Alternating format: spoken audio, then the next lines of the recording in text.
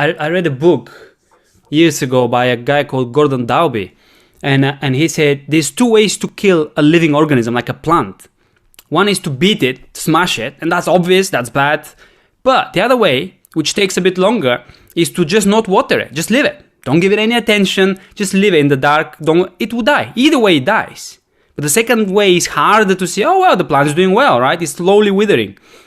So, Correct. Welcome to the club. When you say inner work, and I thought I had a happy childhood, I just smiled inside, going like, yeah, welcome to the club. It was the same for me. It's incredible how similar we are. And it's just incredible. It's just a pleasure for me to just dig deeper into this, because now we got time. Is there any particular story that you want to share?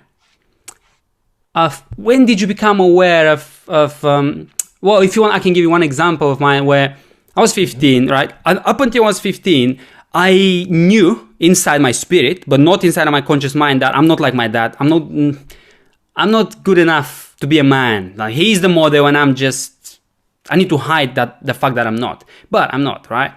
I sort of believed that, but it hadn't been confirmed officially. And it became confirmed officially when I was 15. This guy gave me a black eye. I didn't have it in me to fight. I didn't have the fighting spirit. For a reason, I didn't have it. I believe all boys have it, but it gets suppressed, stifled, ignored, untrained, or shut down out of us, inside of us. And so when this bully sort of faced me, and I just, he confirmed what I knew. But then the bully doesn't have the power. Who has the power was the man inside, in my own house.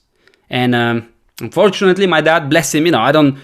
this is just to say, and I keep saying this to everyone, to my clients, to people who listen to podcasts, we're not putting our fathers down. We actually want to embrace the heritage of our fathers. But we have to deal with the bad in order to find the good. And if we're afraid to approach the things as they are and start shifting around the bad things to get to the good, then that's not good. We're not getting anywhere. So just to say that, it's kind of a disclaimer. And then my dad, I walked into the house and he saw the black eye and he said, who did it? And I told him who did it.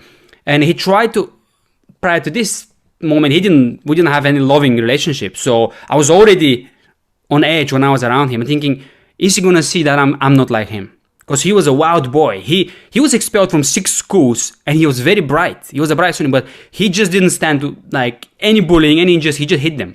He hit everyone. And he was expelled from 6 schools, but he was loved and respected, which is kind of weird because he wasn't this bad guy that I could push against. I don't want to be like him. No, he was actually a very good role model in many ways. Like he was silenced against injustice. So it was hard not to worship him. So his opinion of me mattered everything. I basically built my life around this in many ways when I was growing up.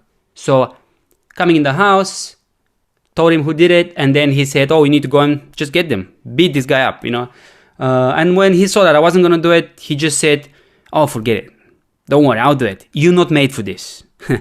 And he didn't mean to be nasty, it just came out of him, just a statement. And I remember then I knew. I remember then I had this dissociation. I just hated myself.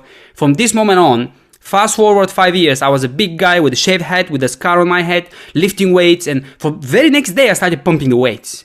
I hate you, you little worm. You're not a man. You're never gonna be a man. I'm gonna kill you, or at least try suppress you as much as I can. I'm gonna raise up another George, who is bigger, stronger. He's not gonna have anything to do with you. And trying to grow up without part of yourself, that's not very good. It doesn't work in the long term. So that was one story, just simply one story where I felt, oh, yeah, life is bad, I better change. And that's, if you change out of necessity, that's out of this sort of bad experience, it's very rarely for the better.